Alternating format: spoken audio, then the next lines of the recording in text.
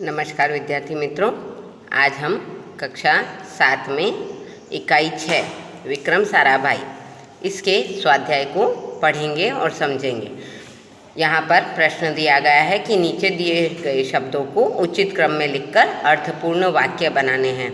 यहाँ पर शब्द हैं कलाबाजियाँ, बालक, है, लोक विज्ञान, होकर, यशस्वी, अनुसंधान, करते, किया, वो, दिया, योगदान, में, गठन, बड़ा, के, पर, विकास, अहमदाबाद, भारतीय, की, केंद्र, का। तो इस तरह यहाँ पर हमें कुछ शब्द दिए गए हैं जिनको हम उचित क्रम में लगाकर अर्थपूर्ण वाक्य बनाएंगे, यानी अनस्क्रैम्बल द वर्ड्स, जिसे अंग्रेजी में हम कह सकते हैं। ओके, यहाँ पर पहला वाक्य कुछ इस प्रकार से है, भारतीय अनुसंधान केंद्र का गठन किया। दूसरा, विक्रम साइकिल पर कलाबाजियाँ करते थे।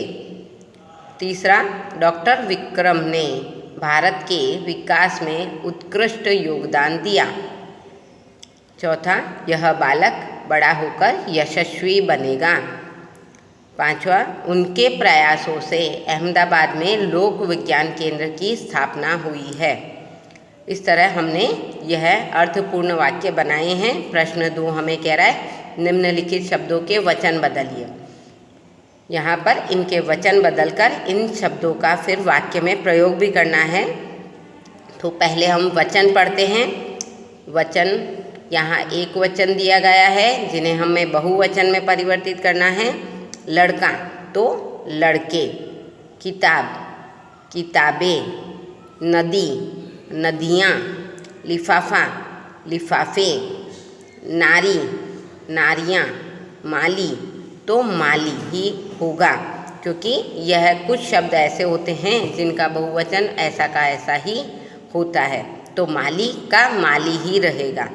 अब यहाँ इनके वाक्य प्रयोग करेंगे कि लड़का तो लड़के, तो वाक्य प्रयोग कुछ इस प्रकार से है, लड़के मैदान में खेल रहे हैं। किताब तो किताबें, मेरे पास कहानी की 2 किताबें हैं। नदी तो नदियाँ, नदियाँ भारत भूमि को हरा भरा बनाती हैं। नारी, नारियाँ, नारियाँ मधुर गीत गा रही है।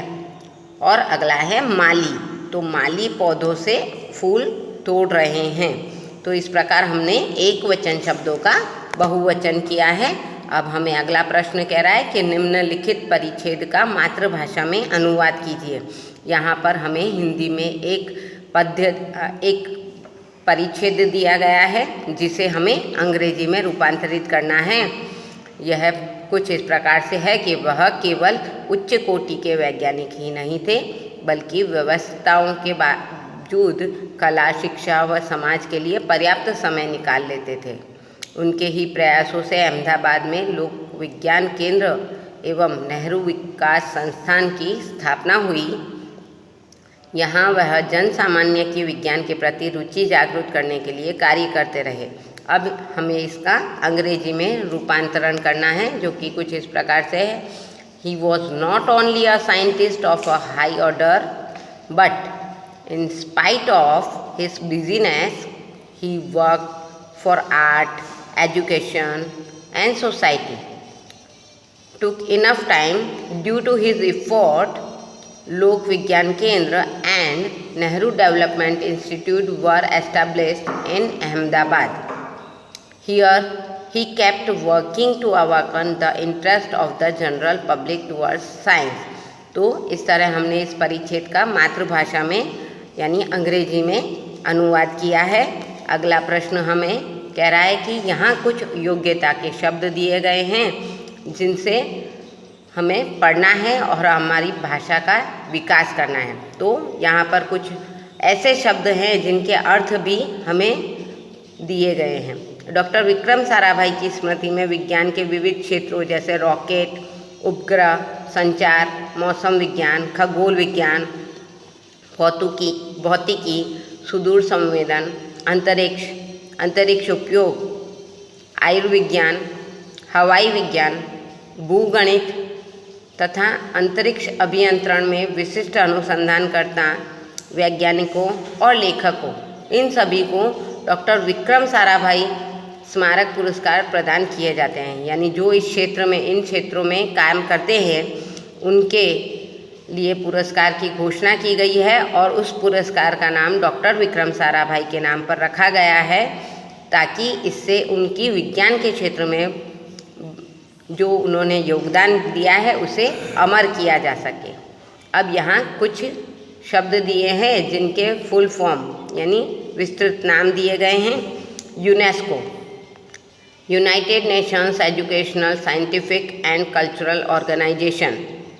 कॉस्मिक किरणें, जिन्हें कॉस्मिक रेज कहते हैं।